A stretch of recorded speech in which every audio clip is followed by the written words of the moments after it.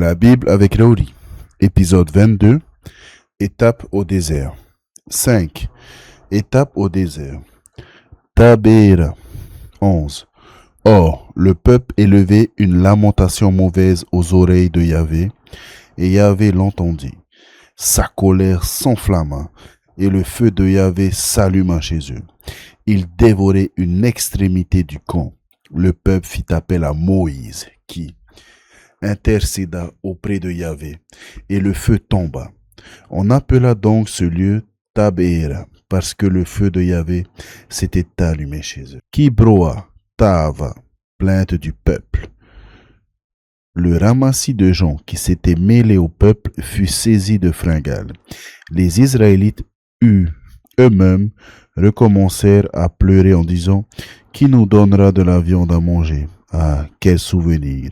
Le poisson que nous mangions pour rien en Égypte, les concombres, les melons, les laitues, les oignons et l'ail. Maintenant, nous dépérissons privés de tout. Nos yeux ne voient plus que de la manne. La manne ressemblait à de la graine de coriandre et avait l'aspect de bdellium. Le peuple s'égaillait pour la récolter. Puis, on la broyait à la meule ou on l'écrasait au pilon. Enfin, on la faisait cuire dans un pot pour en faire des galettes. Elles avaient le goût d'un gâteau à l'huile. Quand la rosée tombait la nuit sur le camp, la manne y tombait aussi. Intercession de Moïse. Moïse entendit pleurer le peuple, chaque famille à l'entrée de sa tente. La colère de Yahvé s'enflamma d'une grande ardeur. Moïse en fut très affecté, et il dit à Yahvé, « Pourquoi fais-tu du mal à ton serviteur? Pourquoi n'ai-je pas trouvé grâce à tes yeux? Que tu m'aies imposé la charge de tout ce peuple. Est-ce moi qui ai conçu tout ce peuple? Est-ce moi qui l'ai enfanté? Que tu me dises, porte-le sur ton sein, comme la nourrice porte l'enfant à la mamelle, au pays que j'ai promis par serment à ses pères. Où trouvai-je de la viande à donner à tout ce peuple? Quand ils m'obsèdent de leur lame en disant, donne-nous de la viande à manger, je ne puis à moi seul porter tout ce peuple. C'est trop lourd pour moi. Si tu veux me traiter ainsi, tue-moi plutôt. Ah, si j'avais trouvé grâce à tes yeux, que je ne vois plus mon malheur. La réponse de Yahvé. Yahvé dit à Moïse, rassemble-moi 70 des anciens d'Israël, que tu sais être des anciens et des scribes du peuple. Tu les amèneras à la tente du rendez-vous, où ils se tiendront avec toi. Je descendrai parler avec toi, mais je prendrai de l'esprit qui est sur toi, pour le mettre sur eux. Ainsi, ils porteront avec toi la charge de ce peuple, et tu ne seras plus seul à le porter. À ce peuple tu diras, sanctifiez-vous pour demain, et vous mangerez de la viande, puisque vous avez pleuré aux oreilles de Yahvé en disant, qui nous donnera de la viande à manger? Nous étions heureux en Égypte. Eh bien, Yahvé vous donnera de la viande à manger. Vous n'en mangerez pas un jour seulement, ou 2, ou 5, ou 10, ou 20, mais bien tout un mois jusqu'à ce qu'elle vous sorte par les narines et vous soit en dégoût, puisque vous avez rejeté Yahvé qui est au milieu de vous et que vous avez pleuré devant lui en disant, pourquoi donc êtes sortis d'Égypte? Moïse dit, le peuple où je suis compte 600 000 hommes de pied. Et tu dis, je leur donnerai de la viande à manger pendant tout un mois. Si l'on égorgeait pour eux petit et gros bétail, en aurait-il assez? Si l'on ramassait pour eux tous les poissons de la mer, en aurait-il assez? Yahvé répondit à Moïse, le bras de Yahvé serait-il si court? Tu vas voir si la parole que je t'ai dite s'accomplit ou non. Effusion de l'esprit. Moïse sortit pour dire au peuple les paroles de Yahvé. Puis il réunit 70 anciens du peuple et les plaça autour de la tente. Yahvé descendit dans la nuée. Il lui parla et prit de l'esprit qui reposait sur lui pour le mettre sur les 70 anciens.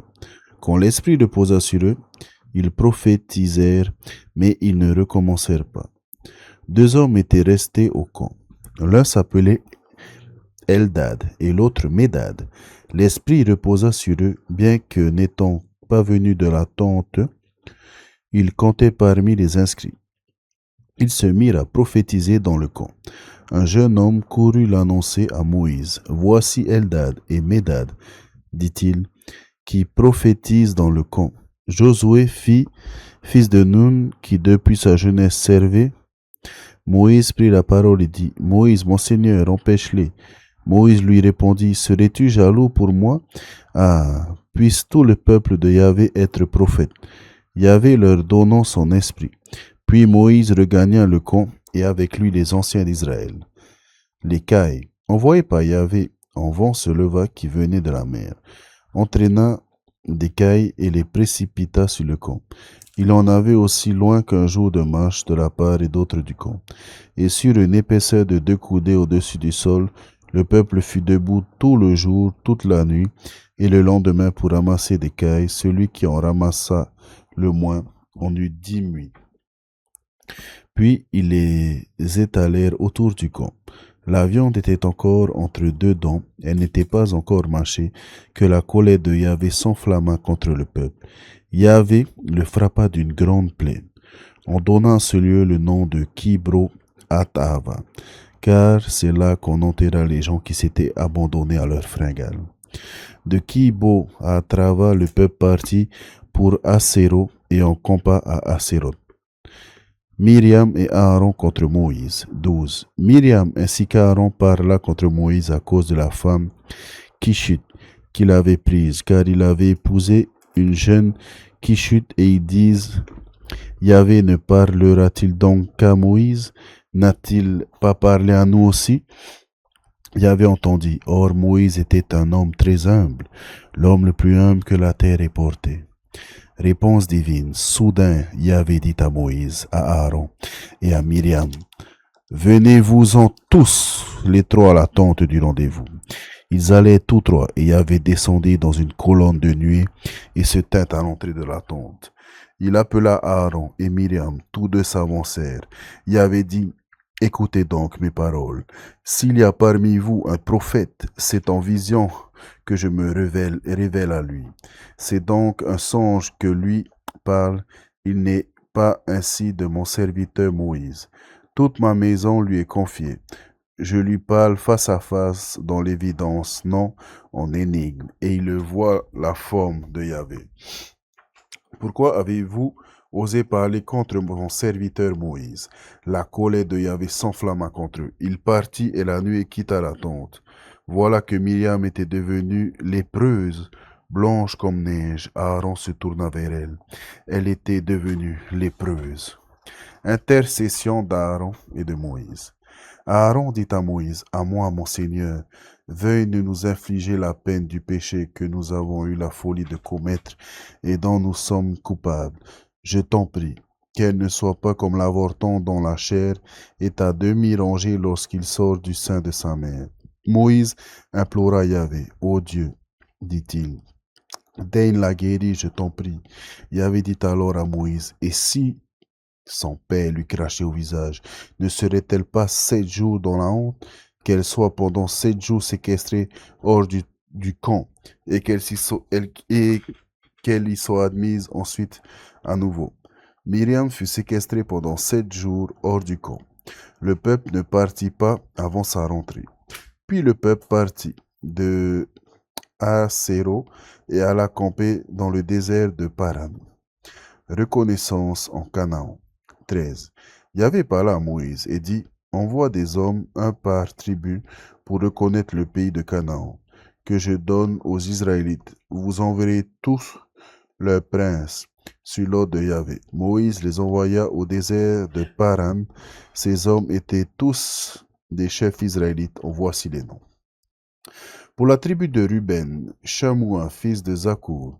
Pour la tribu de Siméon, Shaphat, fils de Hori.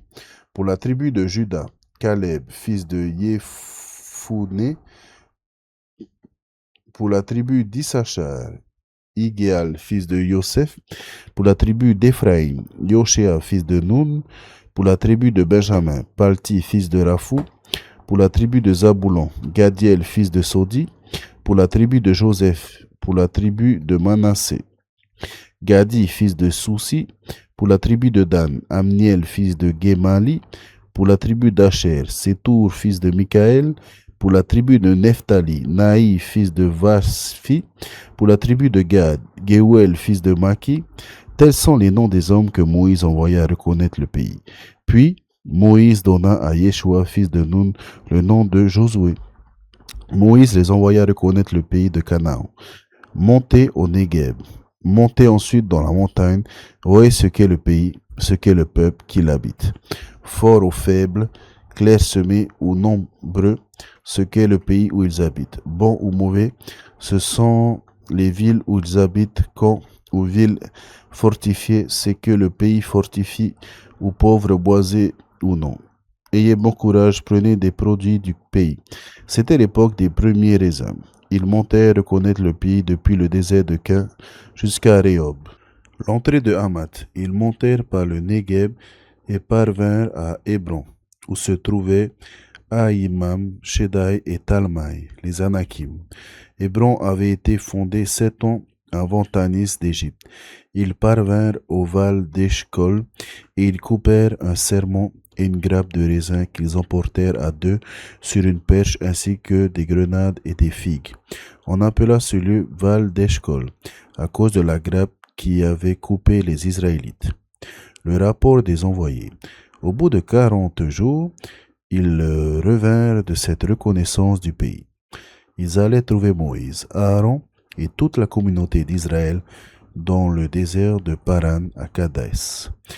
Il leur fit le rapport, ainsi qu'à toute la communauté, et leur montrait les produits du pays. Il leur fit ce récit. Nous sommes allés dans le pays où tu nous as envoyés. En vérité, il ruisselle de lait, de miel, en voici les produits.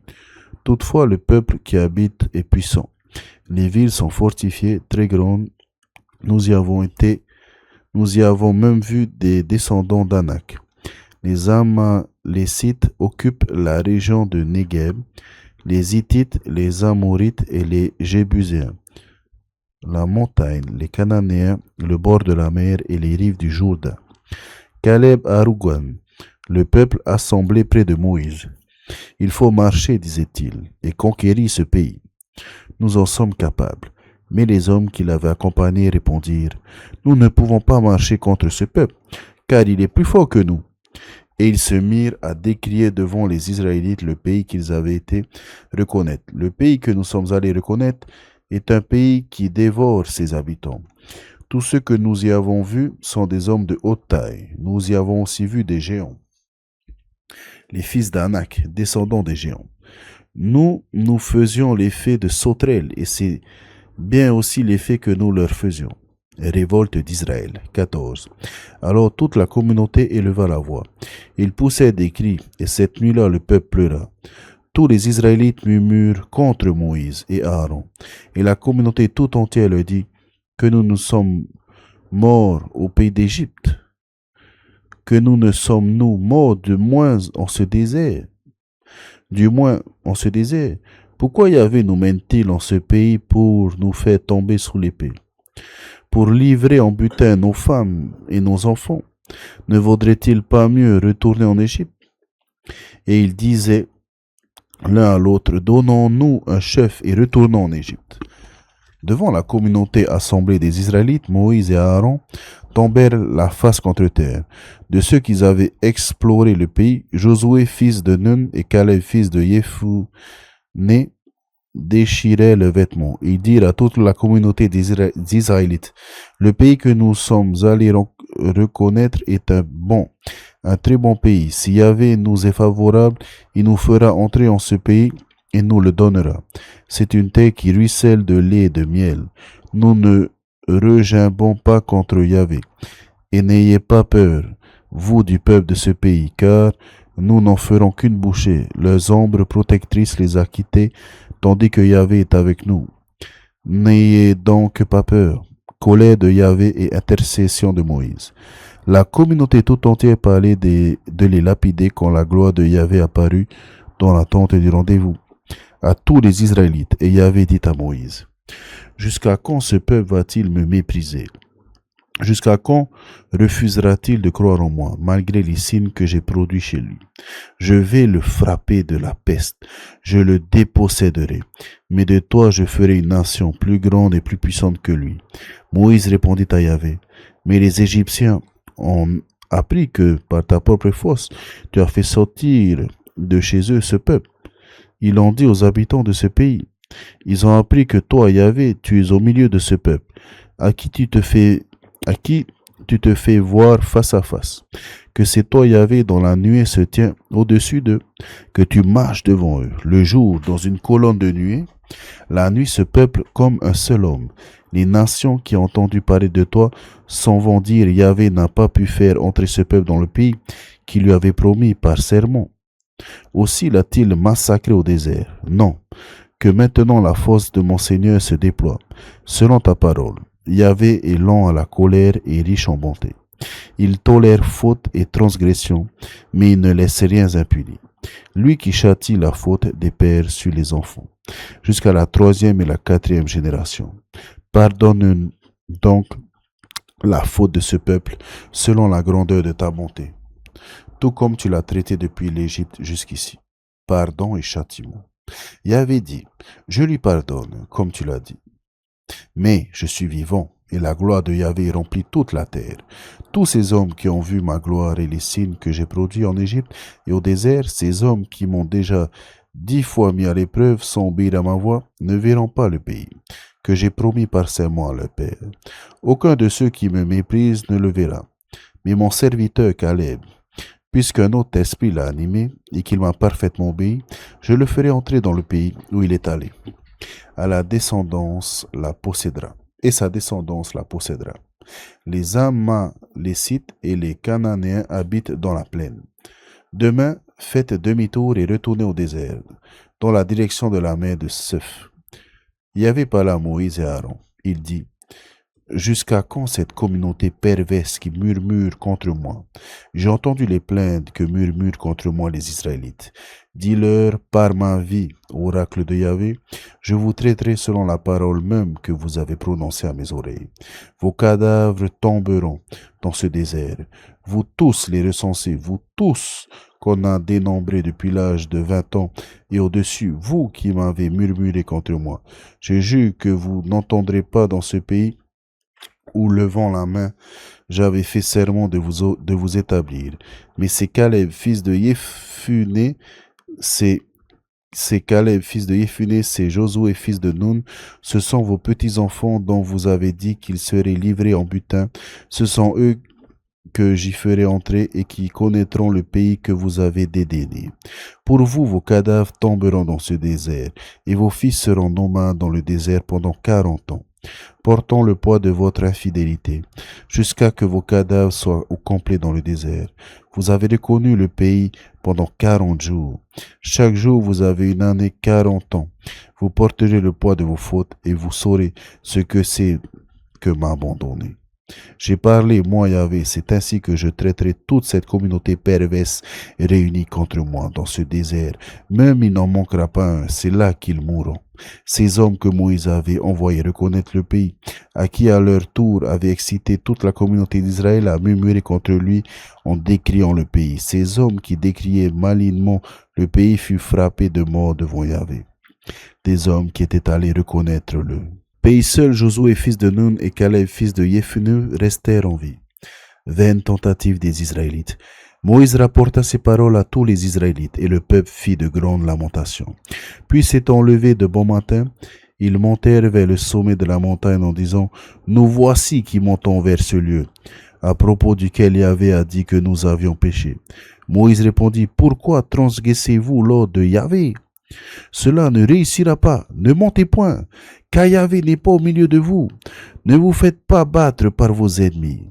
Oui, les Amalécites et les Cananéens sont là, en face de vous, et vous tomberez sous l'épée, parce que vous avez été détournés de Yahvé et que Yahvé n'est pas avec vous. Ils montaient pourtant dans leur présomption au sommet de la montagne. Ni l'arche de l'alliance de Yahvé, ni Moïse ne quittaient le camp. Les Amalécites et les Cananéens qui habitaient cette montagne descendirent, les bâtirent, les taillèrent en pièces jusqu'à Horma.